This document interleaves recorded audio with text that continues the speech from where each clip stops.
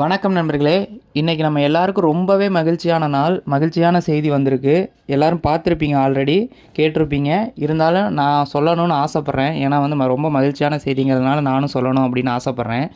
இவ்வளவு நாளாக பாமகவுடைய கோவை மாவட்ட செயலாளராக இருந்த அசோக் ஸ்ரீநிதி அவர்கள் ரொம்பவே மக்கள் விரோத போக்கை கடைப்பிடிச்சிக்கிட்டு இருந்தார். இது தெள்ள தெளிவாக எல்லாருக்கும் தெரிஞ்ச விஷயந்தான். ரொம்ப ஒரு கம்பெனி, அதாவது நல்லா போயிட்டு இருந்த ஒரு 69 லட்சம் பேர் ஜாயின் பண்ணியிருக்க ஒரு கம்பெனி, நல்லா போயிட்டு இருந்த கம்பெனி மேலே அவதூறை பரப்பி, அதாவது யூடியூப், எக்ஸலாம் அப்படின்னு ஏகப்பட்ட இடத்துலையும் அந்த கம்பெனியை பற்றி தப்பாக பொய்யான தகவல்களை பரப்பிக்கிட்டு இருந்த அசோக் ஸ்ரீநிதிங்கிற பாமகவுடைய முன்னாள் கோவை மாவட்ட செயலாளர்.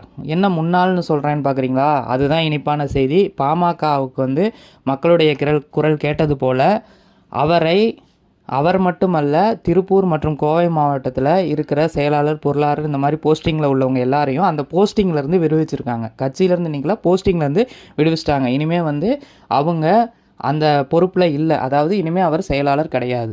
சரிங்களா? இது ரொம்பவே இனிப்பான செய்தி. அது மட்டும் அல்லாமல் இனிமேல் மைவி3 உறுப்பினர்கள் அனைவருக்கும் அந்த இறைவனின் வாயிலாக அடுத்தடுத்து ஒன்றன் பின் ஒன்றாக நல்ல செய்திகள் மட்டுமே வரவிருப்பதாக தெரிவிக்கப்பட்டுள்ளது. இதை நானும் இறைவனிடம் பிரார்த்தனை செய்து உங்களிடம் தெரிவித்துக் கொள்கிறேன். இனிமேல் நாம் பட்ட கஷ்டங்கள் அனைத்தும் தவிடுபொடியாக அந்த இறைவன் வழிவகுத்து விட்டார். அடுத்தடுத்து இனிமேல் நமக்கு நல்ல செய்திகள் மட்டுமே வரும் என்று பிரார்த்தனையோடு விடைபெற்றுக் கொள்கிறேன். நன்றி நண்பர்களே. மீண்டும் அடுத்த வீடியோவில் சந்தோஷமான செய்தியோடு உங்களை சந்திக்கிறேன். நன்றி நண்பர்களே.